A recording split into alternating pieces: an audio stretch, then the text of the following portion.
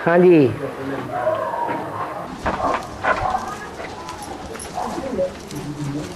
बाबा ये लाहौर की नमक क्या होता है?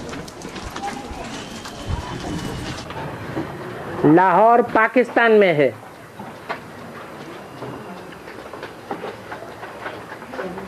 जो पाकिस्तान से नमक आता है उसी हद में लाहौरी नमक कहा जाता है।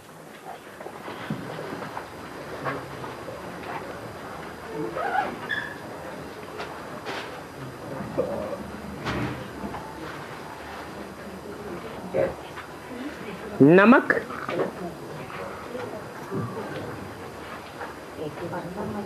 और मीठा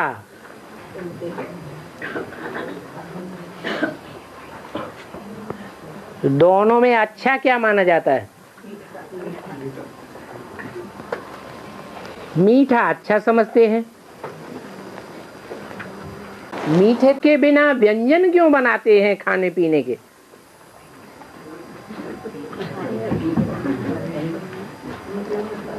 जब मीठा ही मीठा अच्छा है तो नमकीन को इतना महत्व क्यों दिया जाता है?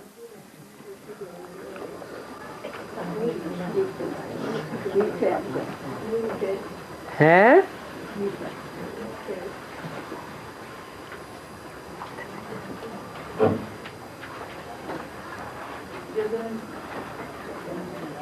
कहते हैं इस दुनिया में आटे में नमक मिसल सच्चाई रह गई है।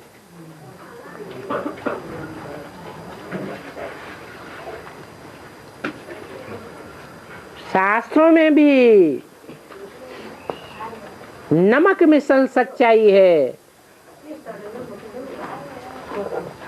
बाकी सब शास्त्र झूठे। सारी दुनिया झूठी।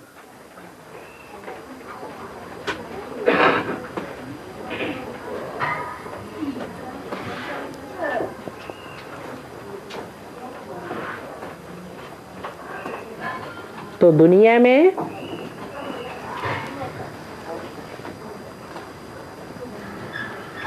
नमक की तादाद सबसे ज्यादा है या मिठास की तादाद सबसे ज्यादा है? मिठास की ज्यादा है।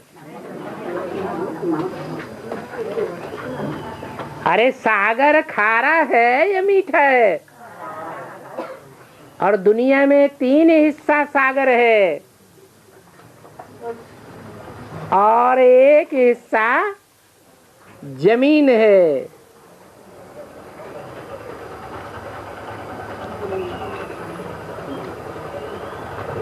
तो नमक ज्यादा है या सागर ज्यादा है? वो मीठा ज्यादा है?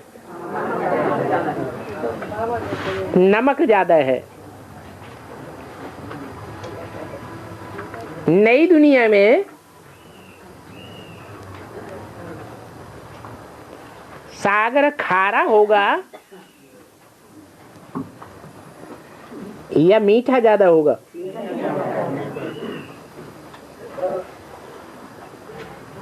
नदियां भी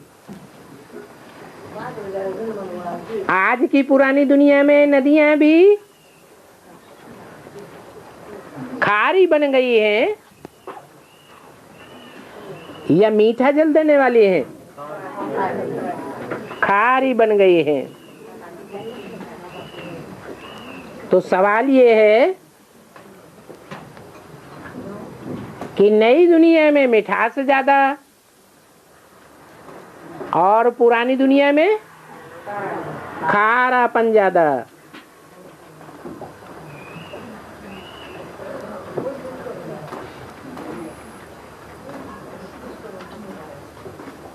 तो पुरानी दुनिया में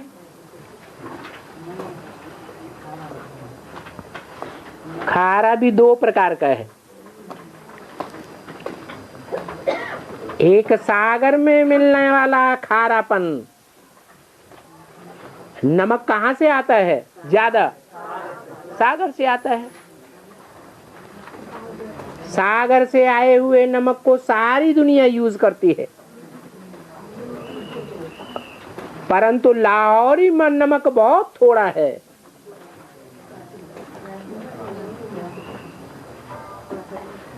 वो जमीन से मिलता है या सागर से मिलता है? जमीन से मिलता है।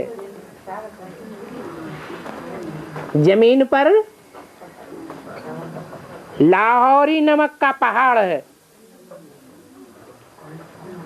उसको पत्थर नमक कहा जाता है।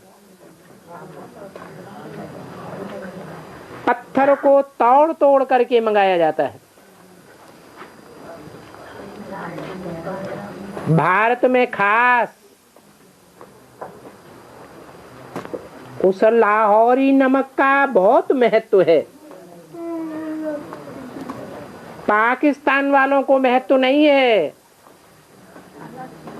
क्या महत्व है? जो लाहौरी नमक है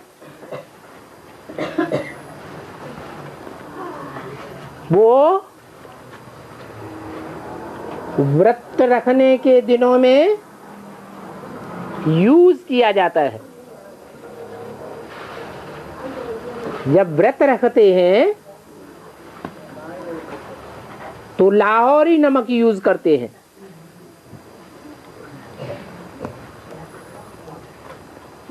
अरबी उबालें, चाहे आलू उबालें, चाहे फल खाएं,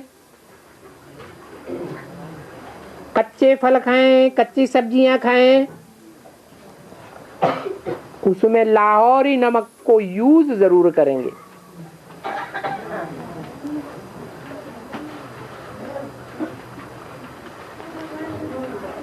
ये पाकिस्तान तो अभी बना है, सन 47 से। पहले वो पाकिस्तान का हिस्सा लाहौर हिंदुस्तान में था या पाकिस्तान ही कहा जाता था? हिंदुस्तान ही था।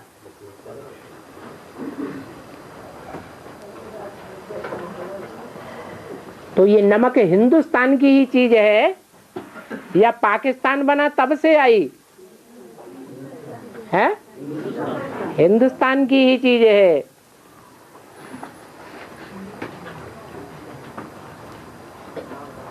डॉक्टर लोग बताते हैं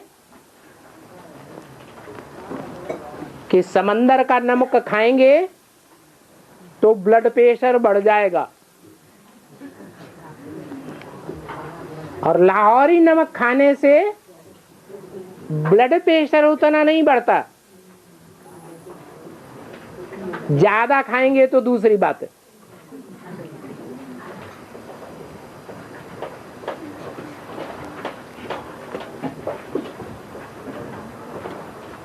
तो उसका नाम रख दिया है लाहौरी नमक।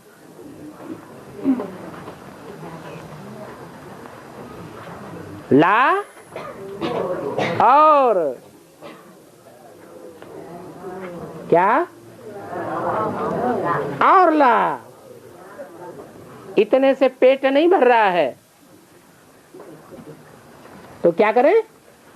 और ला।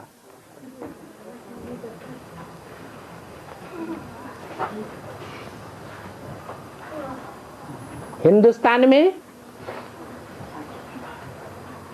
एक ही जिला ऐसा है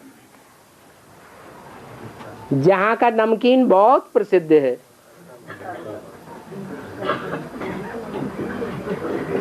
कहते हैं एक बार खाएगा तो बार बार आएगा।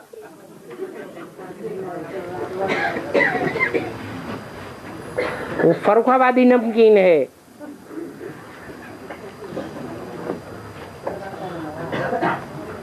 जैसे बेसिक नॉलेज वाले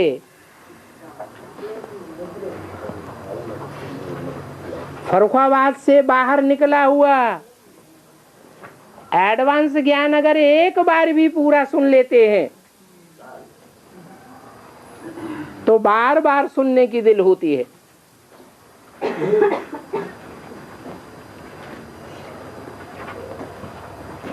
फर्रुखाबादी नमकीन की खासियत है। और ला नाम पड़ गया लाहौर।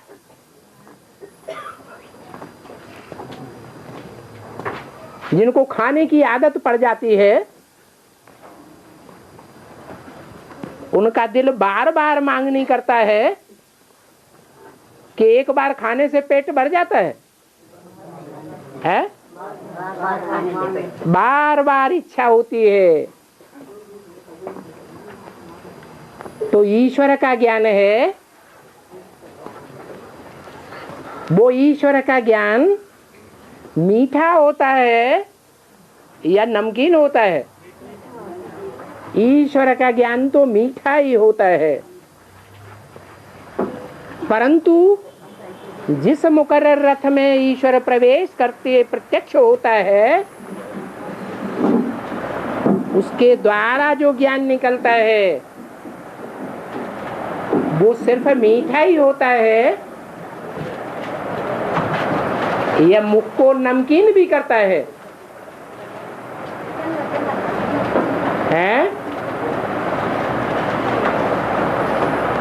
जो मीठी मीठी आत्माएं हैं,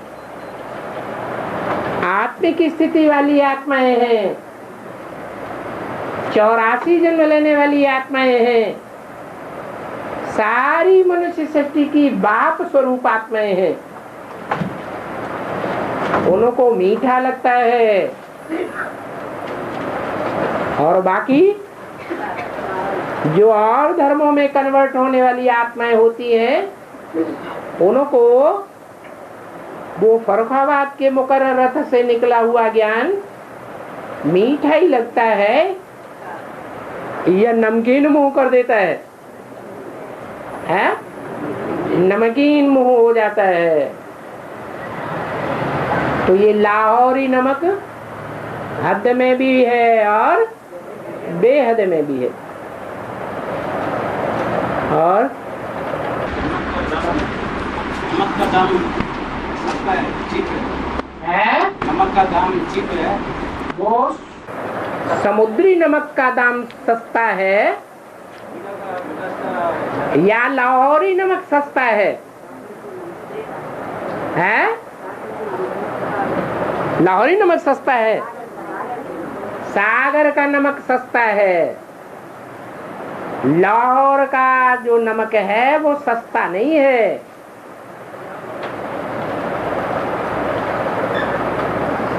जो असली नमक है वो सन्मुख मिलता है या इनडायरेक्ट भी मिलता है। वो सन्मुख मिलता है, सबको मिल जाता है, सबको नसीब है। या जो तन मन धन से बाप के बनते हैं उनको ही नसीब है। तो सस्ता है या कास्टली है?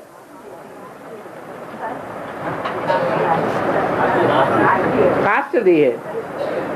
और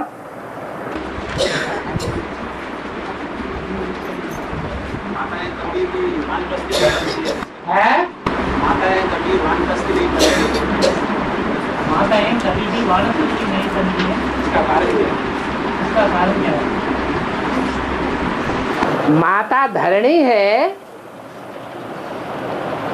या आकाश है?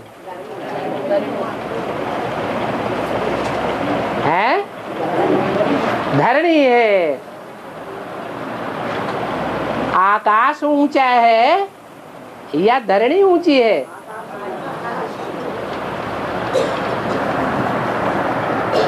आकाश ऊंची स्टेज वाला है,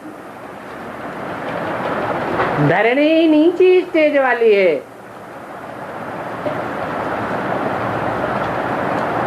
जो है ही ऊंची स्टेज वाला उसको वाणी से परे जाने में सुविधा है, या जो नीची स्टेज वाला है उसको वाणी से परे जाने में सुविधा होगी।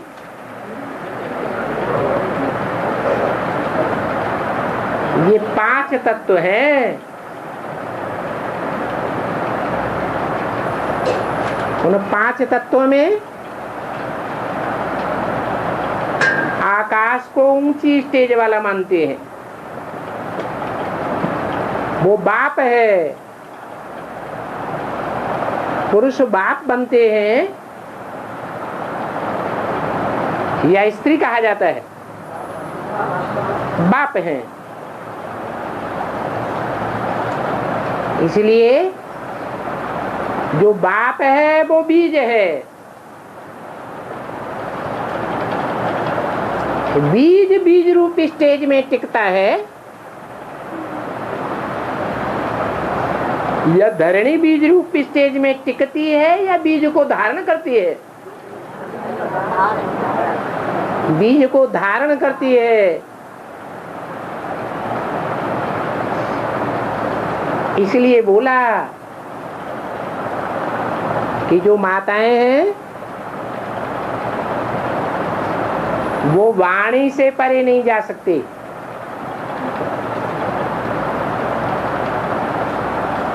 वाचा में आने की आदत हो जाती है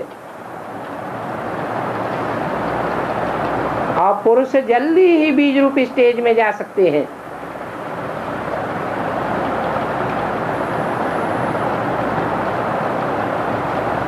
माता और पिता का कनेक्शन, जो हिसाब बनता है माता और पिता,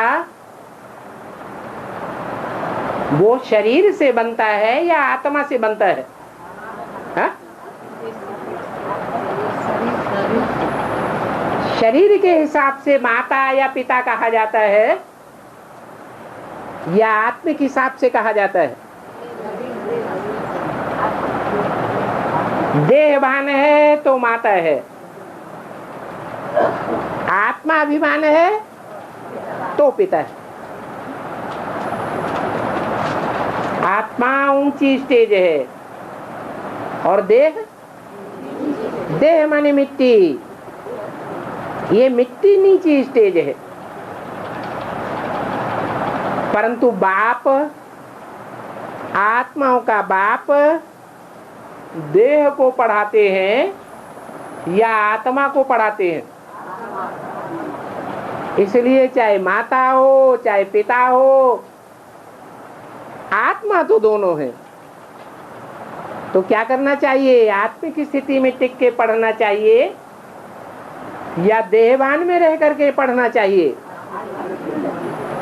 आत्मिक स्टेज में रह करके पढ़ाई पढ़ेंगे तो हम भी बाप समान बनेंगे। किसी मुरली में ये नहीं कहा माता समान बनना है। पुरुषों को ही माँ बाप समान बनना है या माताओं को भी बाप समान बनना है?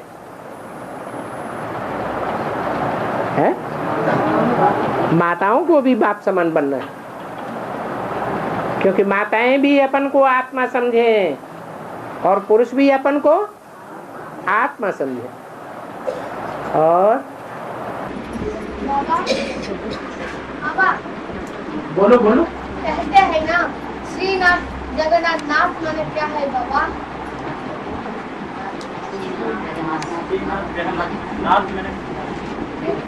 श्री कहते हैं श्रेष्ठ को,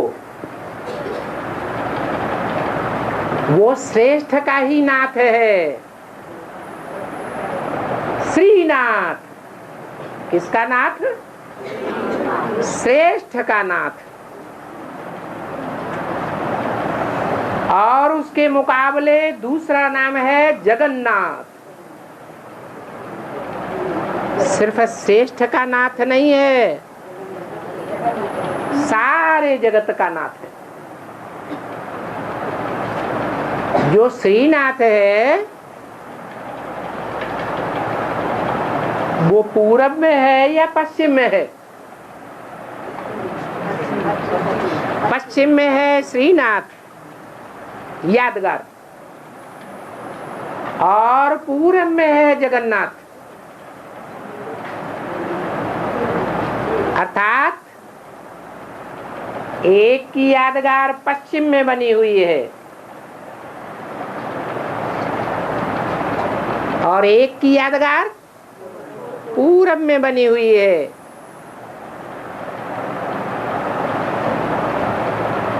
जो पश्चिमी सभ्यता है, वो पश्चिमी सभ्यता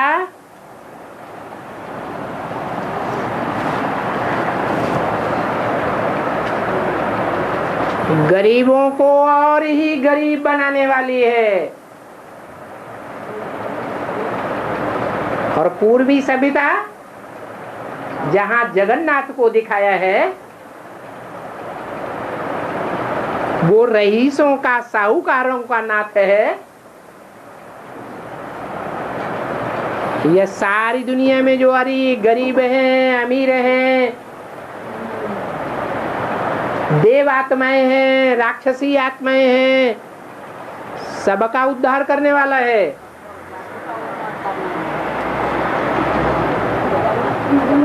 तो कहा तो जाता है श्रीनाथ जगन्नाथ,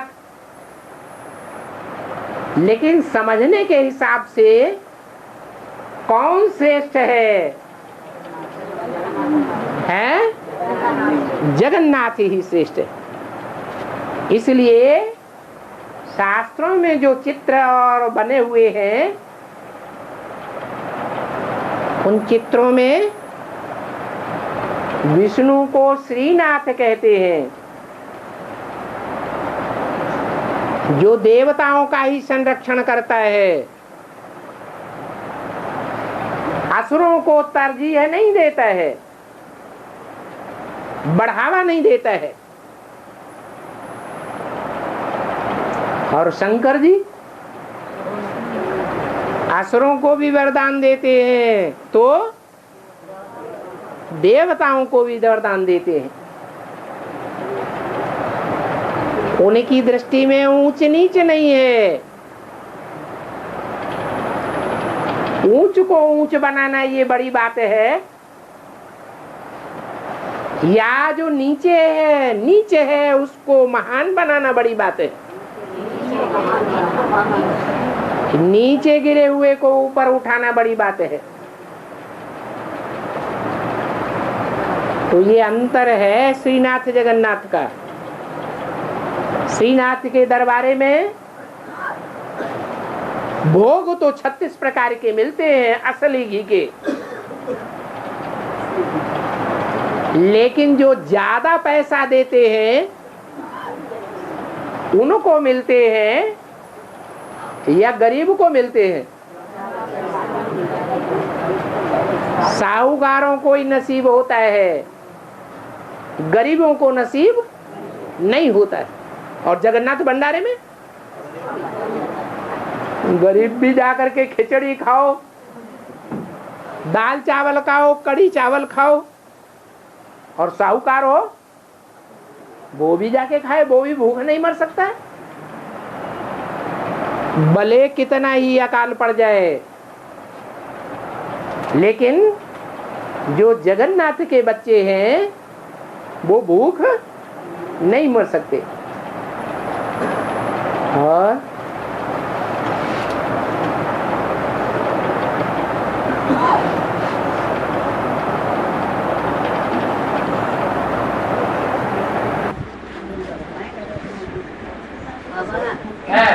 साकार के 42-43 वर्ष और अव्यक्त के 10 वर्ष, तो 50 से ऊपर चले गए ना, उसके बारे में।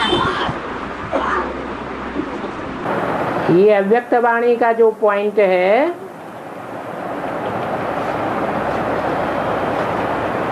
वो अव्यक्त पार्ट जो बाप का पार्ट है, और साकार पार्ट, माता साकार होती है निराकार, माता साकार होती। तो ब्रह्मा का पार्ट जब तक जीवित रहे, वो भगवान का कैसा पार्ट था? अरे साकार था या निराकार था? निराकार माना अव्यक्त पार्ट, जो इन आंखों से नहीं देखा जाता, वो अव्यक्त। और जो आंखों से देखा जाए वो व्यक्त। तो ब्रह्मा के द्वारा जो पार्ट चला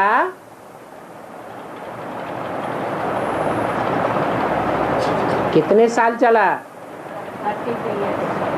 है? 90 वर्ष ब्रह्मा के द्वारा चला 33 साल और 33 साल के बाद भी शिव बाप ने निराकार ज्योति बिंदु ने साकार में प्रवेश करना बंद कर दिया या चालू ही रहा? बंद नहीं कर दिया।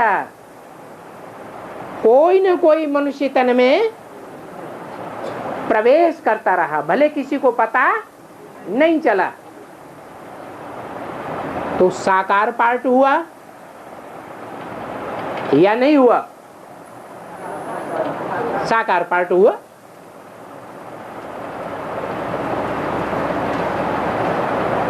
तो 40 साल लगभग बताया। तब बोला व्यक्तवाणी में कि घबराओ मत, बैकबोन बाप दादा किसी मनुष्य तन के द्वारा समय पर प्रत्यक्ष हो ही जाएगा और अब भी हो रहा है। माना वो बाप प्रत्यक्ष हो रहा है, कोई न कोई ब्रह्मा तन के द्वारा। तो कितने वर्ष हुए?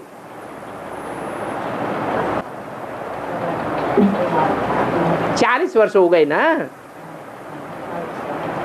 तो बोला 40 वर्ष साकार पार्ट और 10 वर्ष गुलजार दादी के द्वारा अव्यक्त पार्ट।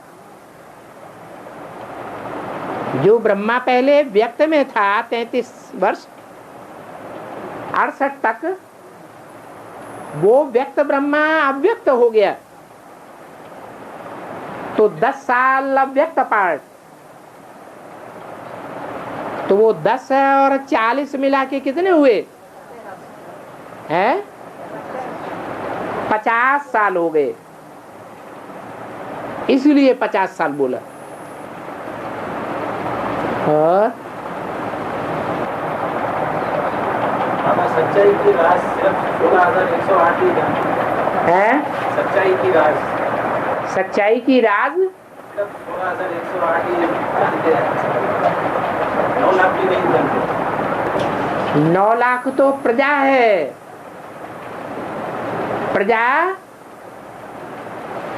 ईश्वर की राजयोग की पढ़ाई पढ़ती है या नहीं पढ़ती है? हैं?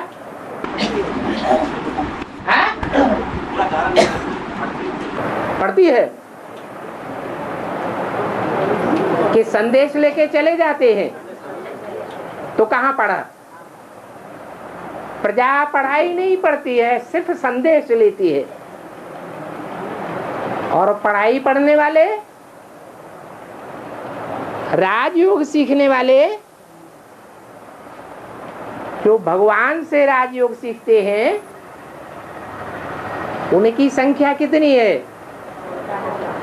16,108। तो नंबरवार कहेंगे कि बाप को पहचानने वाले हैं या नहीं? नंबरवार 16,108 ही है जो बाप को पहचानने वाले हैं। है? यही राज है राजयोग का, कि राजयोग सब नहीं सीखते हैं। जो राज परिवार में आने वाले हैं, चाहे महाराजा बने, चाहे महारानी बने, राजा बने या रानी बने, राज परिवार के बड़े बड़े महत्वपूर्ण पदों पर आसीन होने वाले बने, मंत्री बने, महामंत्री बने, सेनापति बने, या तो दास दासी बने, या राज परिवार के चांडाल ही क्यों न बने, वो सबसे नीचा पद है राज परिवार में। लेकिन पढ़ाई तो पढ़ते हैं, तो जो पढ़ाई पढ़ेंगे वो ईश्वर के राजयोग की पढ़ाई पढ़ कर के नंबरवार राज को जानने वाले बनेंगे या नहीं बनेंगे? जानने वाले तो बनते हैं। वो भी 16,108 में आते हैं क्या? त्रेता के अंत में 16,108 प्रिंस प्रिंसेस की संख्या पूरी होती है। माने त्रेता के अंत में 16,000 वाला जो दाना होगा वो पिछले जन्मों में दास दासी बनता रहेगा। या चांडाल भी बन सकता है, और अंतिम जन्म में नहीं, प्रिंस बन जाएगा थोड़े समय के लिए। सीढ़ी के चित्र में देखो, त्रेता की अंतिम सीढ़ी छोटी सी है या पूरी सीढ़ी है? राजाई कटी हुई है या पूरी राजाई है? कटी हुई राजाई है। तो लास्ट जन्म की थोड़ी सी प्राप्ति करेगा, फिर विनाश हो जाएगा। पढ़ाई पढ़ेगा या नहीं पढ़ेगा? पढ़ाई तो पढ़ेगा, भगवान से ही पढ़ेगा। लेकिन और जो 15,999 मणके हैं उनके मुकाबले कम पढ़ाई पढ़ेगा या ज्यादा पढ़ेगा? है कम पढ़ेगा। इसका मतलब जब से भगवान की पढ़ाई पढ़ना शुरू किया, निश्चय बुद्धि बना, थोड़े समय निश्चय बुद्धि बनेगा और फिर लगातार जब तक ईश्वरीय पढ़ाई पढ़ाई जाएगी तब तक, जब तक ईश्वर प्रत्यक्ष नहीं होता है तब तक विरोध करेगा या महिमा करेगा? विरोध करेगा। इसलिए ये हाल होता है। सदगुरु निंदक ठौर न पावे। वो गुरु लोग तो ऐसे ही कहते रहते हैं, उनके पास कौन सा ठौर है, कौन सा पद है सिवाय सन्यासी बनाने के, जंगल का रास्ता दिखाने के? ये यादगार कहाँ की है? कौन सा ठौर? सतयुग में जो राजाई का ठौर है, वो राजाई का ठौर सतयुग त्रेता में वो आत्माएं जिन्होंने यहाँ ईश्वर की महिमा करने के बजाय ग्लानि की है, जितनी ज्यादा ग्लानि की है उतना उनका पद कम हो जाता है, ठौर नहीं पा सकते।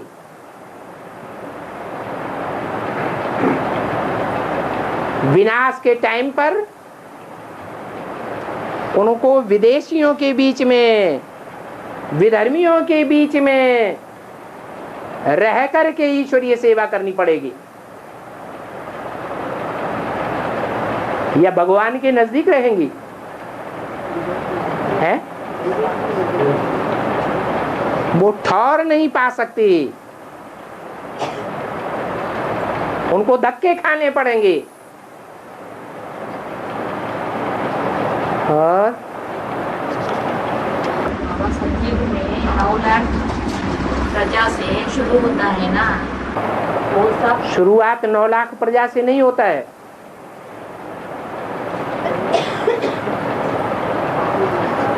अरे जब शुरुआत होगी तो एक ही पारिवारिक इकाई होगी या अनेक परिवार होंगे तो वहां 9 लाख कहां से आ जाएंगे? 9 लाख प्रजा तो बनती ही जाकर के है अंतिम वर्ष में,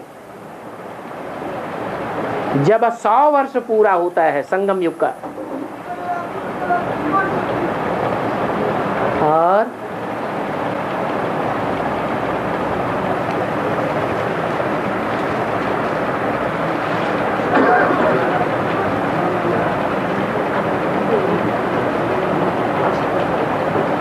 चैरिटी बिगिंस एट होम,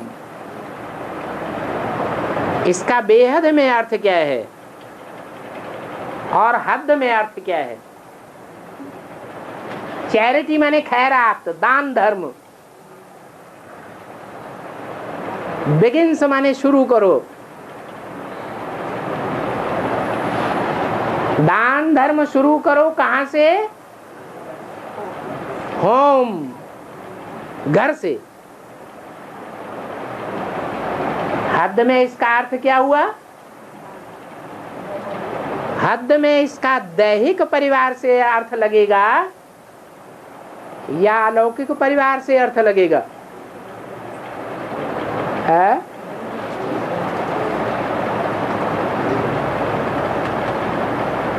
कैसा अर्थ लगेगा? है? दैहिक परिवार से अर्थ लगता है चैरिटी बिगिंस एट होम, अर्थात अपने जो लौकिक परिवार वाले हैं, देह के संबंधी हैं, वहां से खैरात शुरू करो। और बेहद में इसका अर्थ क्या होगा? है? बेहद में इसका अर्थ है, हम बेहद में कब से आते हैं? जब ज्ञान में आते हैं, ईश्वरीय ज्ञान को समझते हैं, बाप को पहचानते हैं, तब बेहद की दुनिया शुरू होती है या उससे पहले? ज्ञान में आने के बाद हम बेहद की दुनिया में आते हैं। तो जब ज्ञान में आ गए, बाप ने हमें बता दिया तुम आत्मा हो, तुम्हारा रूहानी परिवार है, तो रूहानी परिवार के जो भांति ब्राह्मण हैं, वो बेहद का परिवार है ब्राह्मणों का। वहां से दान धर्म की शुरुआत करें या देह के जो संबंधी हैं वहां से शुरुआत करें? है? ब्राह्मण परिवार के जो भांति हैं, भले बेसिक में हो या एडवांस में हो, बेसिक वालों की भी सेवा करनी है। वो बहुत गरीब हैं, जो बाप को नहीं पहचानते हैं, उनको बाप की पहचान देवे। ज्ञान की पहचान माने बाप की पहचान देवे। उनमें भी फिर नंबरवार बेहद के हैं और नंबरवार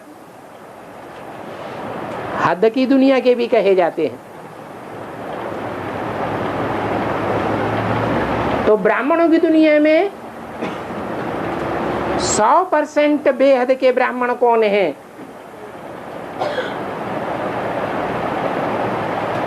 जिनके लिए ये बात लागू होती है, चैरिटी बिगिंस एट होम। है? सूर्यवंशियों में भी प्रजावर्ग के नहीं होंगे क्या? है? प्रजावर्ग के होंगे, तो उनसे चैरिटी बिगिंस होम करना है, या जो राजवर्ग के हैं उनसे चैरिटी बिगिंस एट होम करना है। दान देना है तो किसको देना है? नीच को देना है या ऊंच को देना है? किसके हाथ में देना है?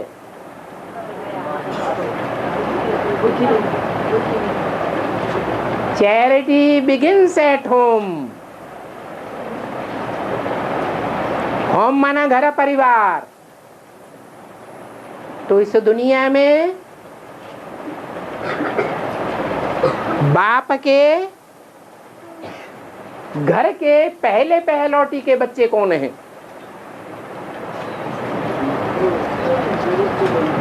है? पहलौटी के बच्चे जो पहले पहले ब्राह्मण जन्म लेते हैं।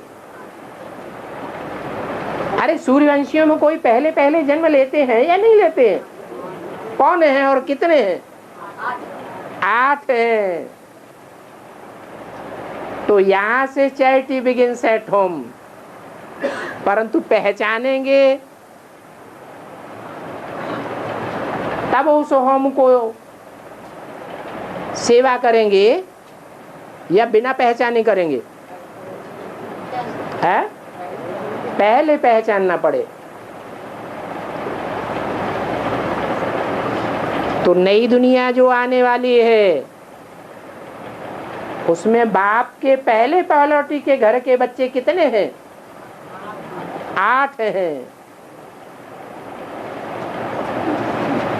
वो 8 के लिए ये पहले पहले बात साबित होती है। Charity begins at home. Charity माने दान। दान किसको दिया जाता है? गरीबों को दिया जाता है या साहूकारों को दिया जाता है? बाप आते हैं तो गरीबों को पहले देते हैं या साहूकारों को पहले देते हैं? तो जो 8 होंगे उनमें गरीबों की संख्या ज्यादा होगी या साहूकारों की संख्या ज्यादा होगी? गरीबों की ही संख्या ज्यादा होगी। सबसे जास्ती गरीब कौन होते हैं? पुरुष होते हैं या माताएं होती हैं? पुरुष जास्ती गरीब होते हैं कि सबसे ज्यादा बैंक बैलेंस पुरुष बनाते हैं। स्त्रियों के हिस्से का भी अपनी मुट्ठी में कर लेते हैं।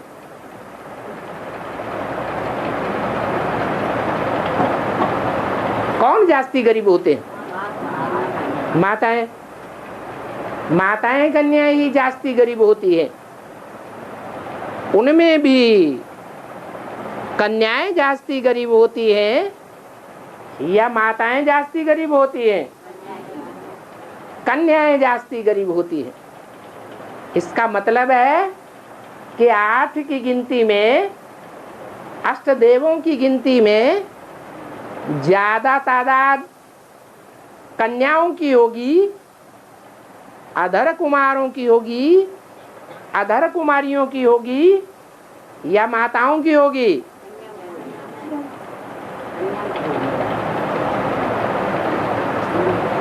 जरूर अष्टदेवों में कन्याओं की तादाद ज्यादा होगी।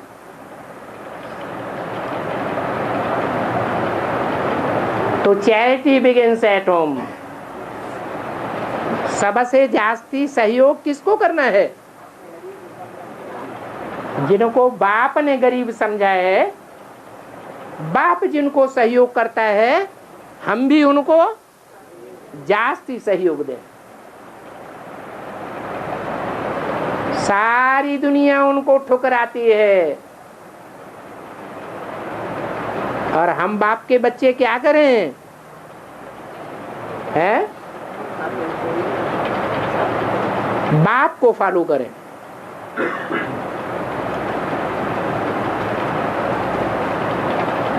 लौकिक परिवार वाले ठुकराते हैं कि नहीं? है? जो ज्ञान में चलते हैं तो लौकिक परिवार वाले भी ठुकराते हैं, गांव वाले भी ठुकराते हैं। और बेसिक में, बेसिक ज्ञान में चलने वाले ठुकराते हैं या नहीं ठुकराते हैं? वो भी ठुकराते हैं।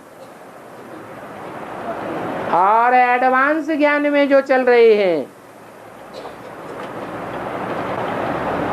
उस एडवांस ज्ञान में भी 9-10 ग्रुप हो जाते हैं।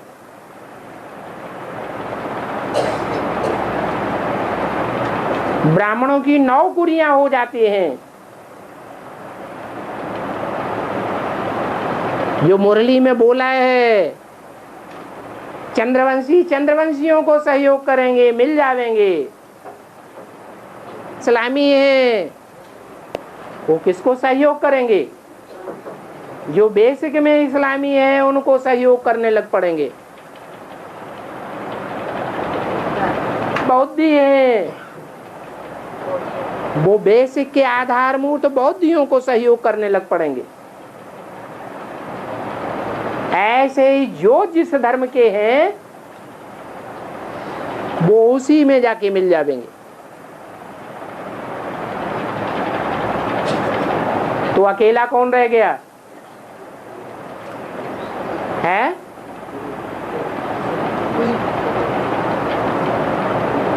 कौन अकेला रह गया?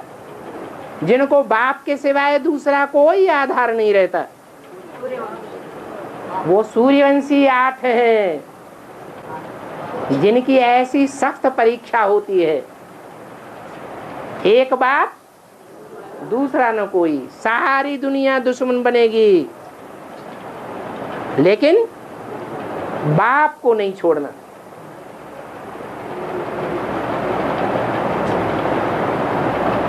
और सूर्यवंशी बाबा 8 होते हैं और नहीं होते? 8 तो 100% सूर्यवंशी हैं, बाकी नंबरवार हैं।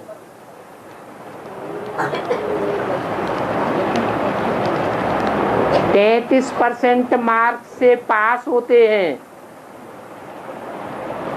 तो पास होने वाले हैं या फेल होने वाले हैं? पास होने वाले हैं। और 33% से कम मार्क्स लेते हैं तो फेल है, सूर्यवंशी नहीं है।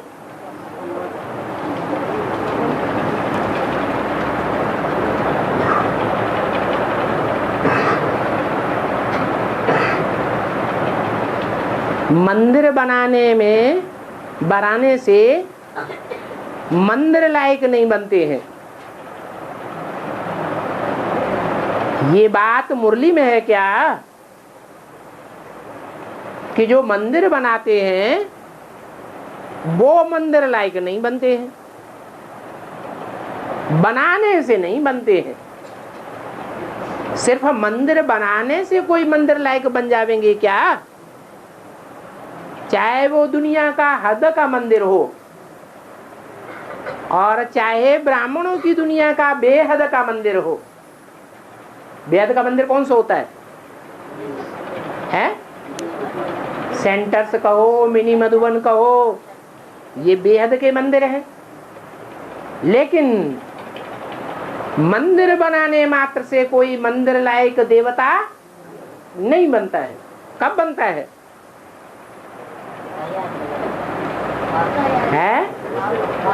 जब धारणा करे। ऐसे बहुत होते हैं कि पैसा खर्च कर देंगे, प्रॉपर्टी लगाए देंगे, मिनी मधुबन खड़ा कर देंगे, लेकिन खुद पवित्र रहने का पुरुषार्थ नहीं करते हैं, पवित्र रहने की पढ़ाई नहीं पढ़ते हैं। तो वो देवता बन जाएंगे क्या? नहीं बनेंगे। और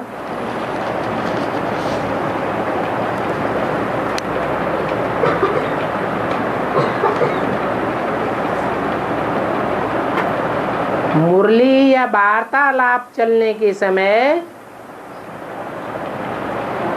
कोई स्थूल काम कर सकते हैं क्या? स्वेटर बुनना है,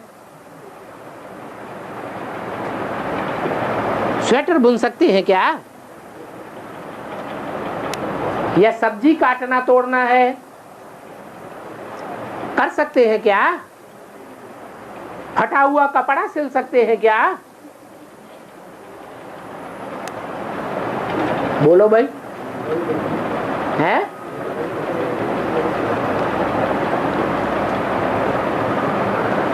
मुरली चलते समय या वार्तालाप चलते समय कोई स्थूल काम करना चाहिए या नहीं करना चाहिए? नहीं करना। क्यों नहीं करना चाहिए? बाबा ने तो कहा है कम कार्डे दिले आड़े, है? मुरली सुनते रहे तो बुद्धि एकाग्रता कर सुने तो अच्छा। वो याद की बात है। क्या याद करना है तो कर्मेंद्रियों से काम कर सकते हैं, याद की बात है। लेकिन जब सन्मुख बाप के सामने मुरली सुनते हैं तो वो मुरली फर्स्ट क्लास मुरली तब ही है जब आप मुरली के अलावा और कोई काम न करें,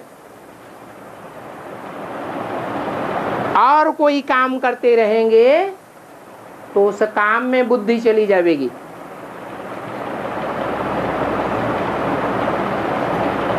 तो टीचर की ओर से, टीचर की बातों की ओर से बुद्धि हटेगी या नहीं हटेगी? हट जाएगी। तो टीचर का मान हुआ या अपमान हुआ? अपमान हो जाता है। इसलिए मुरली में डायरेक्शन दिया हुआ है कि जब मुरली सुनते हैं तो और कोई दूसरा काम नहीं करना चाहिए। ये फर्स्ट क्लास मुरली की बात है या सेकंड क्लास मुरली की बात है या थर्ड क्लास मुरली की भी बात है?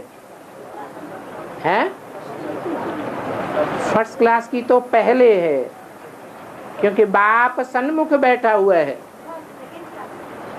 और सेकंड क्लास जो मुरली होती है उसमें भी बाप तो सन्मुख नहीं होता है, लेकिन बाप का चित्र सन्मुख होता है। बाप की वाणी भी होती है और बाप के हलन चलन इंद्रियों की वो भी दिखाई पड़ती है, और दृष्टि का वाइब्रेशन भी जड़त्व रूप में जरूर दिखाई पड़ता है। भक्ति मार्ग में 63 जन्म जड़ चित्रों के सामने रह करके श्रेष्ठता अनुभव की है या नीचे वाइब्रेशन अनुभव किए हैं? तो यहाँ शूटिंग पीरियड में भी श्रेष्ठता अनुभव करनी चाहिए, महत्व देना चाहिए।